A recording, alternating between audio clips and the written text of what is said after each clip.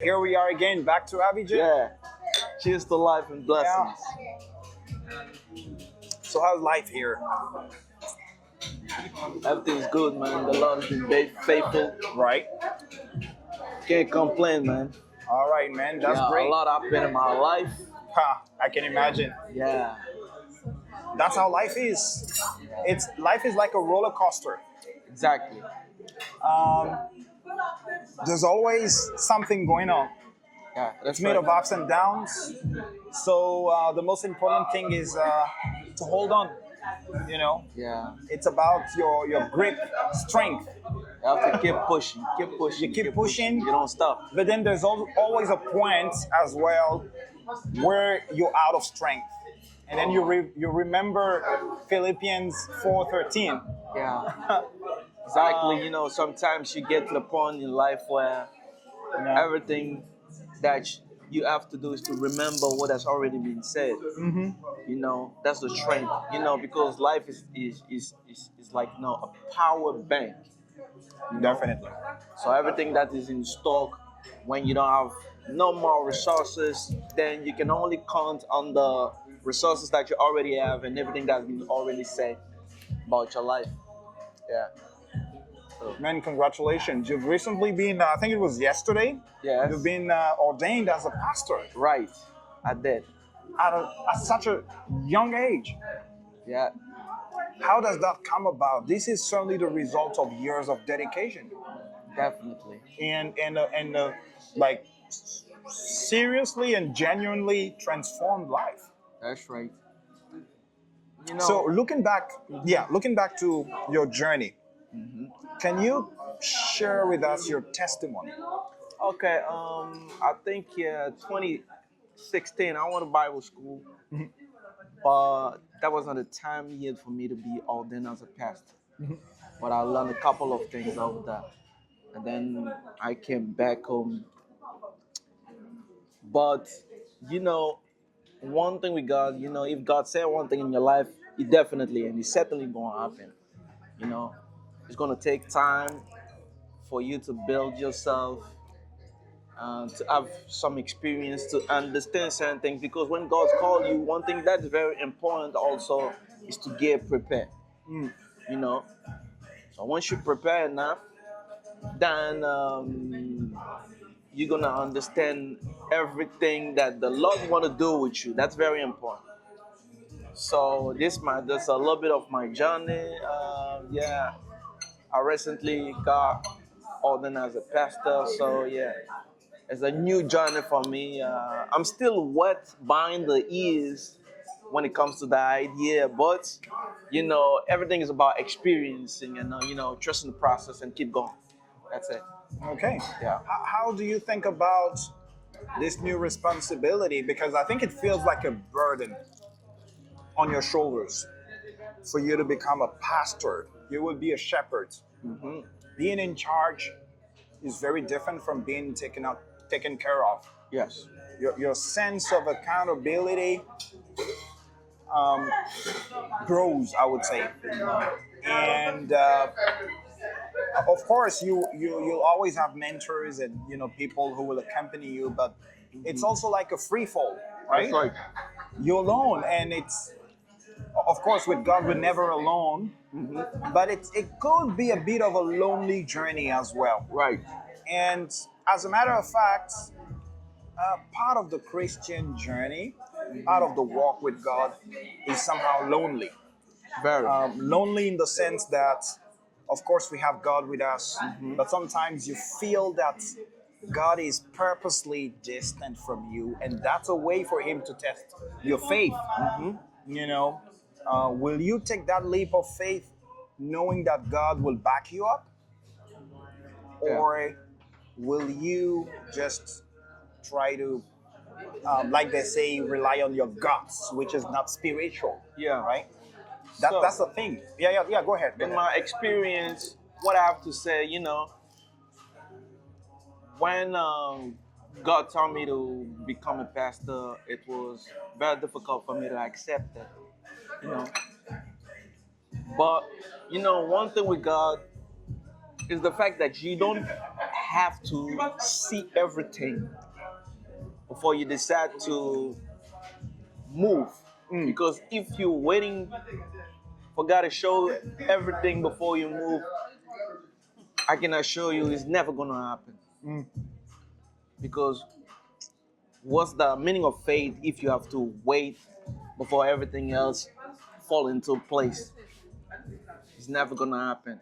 Definitely. So with God is deciding like, I don't know what you call me for, but I trust you enough because I know you're sending me to a safer place. So I'm just trusting you in this process, and I believe that you will not fail me, and that's when God is going to move. Like, okay, he has understood now the assignment, then let's work. I think it takes a series of wilderness moments Right. for you to be ripe enough to take on this a pastorship or let's say, yeah, pastorship responsibility. And like you said, it's also a lonely journey in terms of not people being physically with you, but people not understanding the season in where you are. You understand? You can have Yeah. people around you, but they don't necessarily relate to the season where you are. You understand? So you go through that process. You trust God. Sometimes God will bring people here and then to strengthen you, but the people around you, you need to be disconnected from them in a certain way. Definitely. Yeah, because God needs to, before God will reveal you, He will need to isolate you. That's how it is, man. Yeah. So once God isolates you, it can work better on your person and especially on your character. Makes me Yeah. think about Joseph Exactly. in the well. Yeah. It takes the desert or the wilderness and the years of trial to step into the promised land. Exactly. This is an established principle. And like they say trust the process, right? I think this makes biblical sense as well. It's just trusting the process, not relying on your guts. Right. It's not something human. It's Exactly. spiritual, so it's trusting God. So, did you struggle with accepting this burden? Because I know many pastors struggle with the calling, my dad included. Right, he has a testimony in this sense. So God had to drag him the hard way, Right. and sometimes it's a terrible thing. I think And pastors tend to be hard nuts to crack. yeah. Because many of us struggle with the process of accepting God's calling because we hold on onto things that we think is gonna be better for us. You understand? But like the Bible does say, when you put a seed on the ground, the seed has to die. It's been like your ambition, your willingness to do whatever you feel like you are called to do. Yeah. Okay, concerning me, it was not easy, to be honest. Yeah, because I try to find my own way. Grab it, Like, man. Grab some. Grab. yeah. Keep eating, man. Yeah. Yeah, go ahead. So it was not easy at all. Yeah. Yeah. Grab stuff. I think it's not meant to be easy. It's definitely not meant to be easy. It's not meant to be an easy process. There's a blessing in hardship, both at the spiritual and personal level. Right. There's a blessing in hard moments, in scarcity, in like they would say, brokenness, right? But spiritual brokenness, especially, like not necessarily that you are not connected to God, but you get lost at a certain point at the crossroads. Exactly. These are real life moments. Okay. But I think there's a blessing in all of these things because they allow you um, to realize that it's not about what you have, it's about who you have. Yes. So then that's when God draws your eyes on the people who really matter to you and for your growth, and above all, Himself. Right. And that's when you realize that just having God is enough, because you will, appeal to people, and that's when you notice that uh, human relationships are too often faked, Right. right? So people say things, um, they make promises that they're not able to keep, um, Yeah. and they say things and they pretend to be to be people that they are not really, and they end up not being up to your expectations, and you don't have them when you need them. So it's like, yeah, it's a bit of everything, happening in life that makes you stronger and ready to accept, to take on such challenges like becoming a pastor. Yeah. So to support what you just said, talking about brokenness, um, we're living in a very fallen world. But God's plan for humanity is to live in a man's body. Do you understand? But God definitely needs people to achieve certain things. So God's will is to dwell in people's body to accomplish His will. So God is not looking for perfect people, but people who are just real with Him, to accept the call and to do the job. That's it. So when it comes to the will of God, it's all about being obedient. Once you understand that, okay, I used to think about, like, I used to see like that. We used to talk about, like, I am a soldier in the army of the Lord. But now it makes sense, because a soldier, what a soldier do? Obey. He obeys. He obeys. You don't ask any question. He obeys. You do what you gotta do. Then later you can ask questions. That's how it works with God.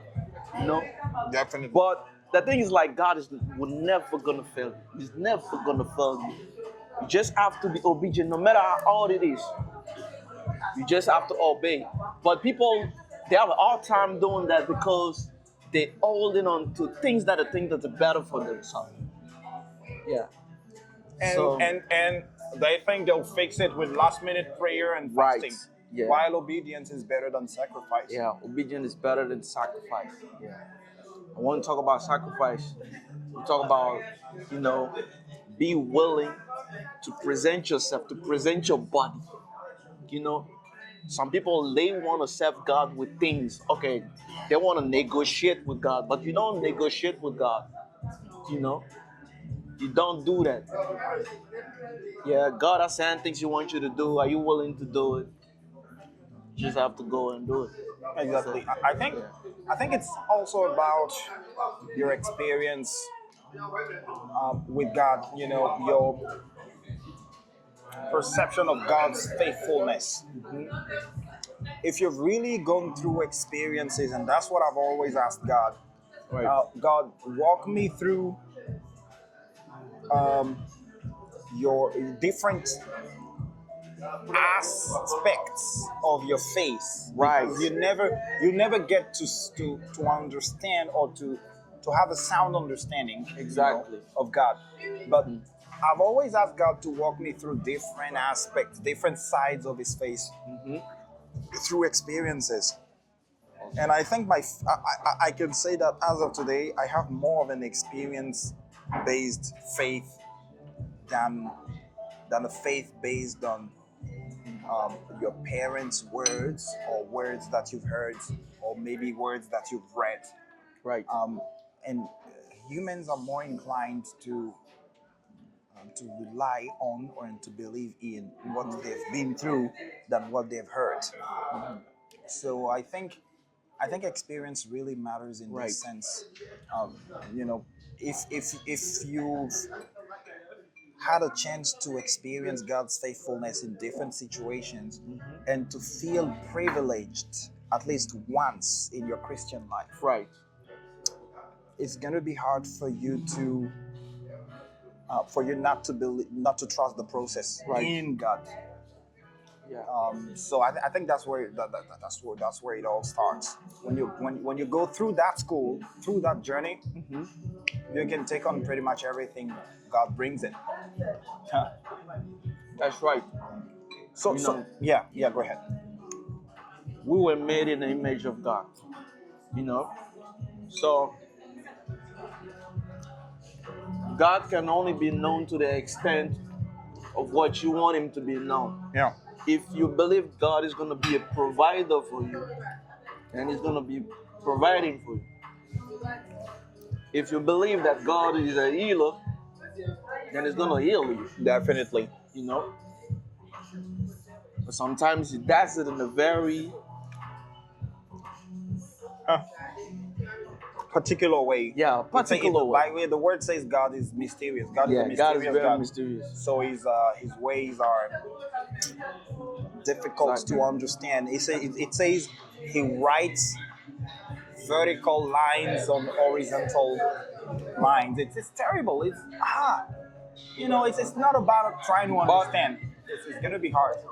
This morning I was reading Ephesians 5. It says straight lines on curved lines. I think Yeah. this is the official Right. English translation. Yeah. So, you know, it also has to do with your relationship with God because, let's say, relationship, the more you know somebody and the more you know how the person behaves, you understand? Yeah. You know, when the person is doing this, then this is what it needs, you know? So the more you know God and the more you require from you and you know what you expected to do, Exactly. that's all. The good thing about uh, God in your life is that you'll never be disappointed. It's just that His timing is not yours. We Exactly. humans, we operate in Chronos, Mm-hmm. and God operates in Kairos.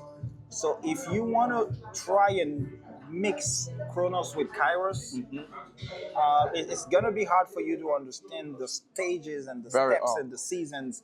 What God is walking you through.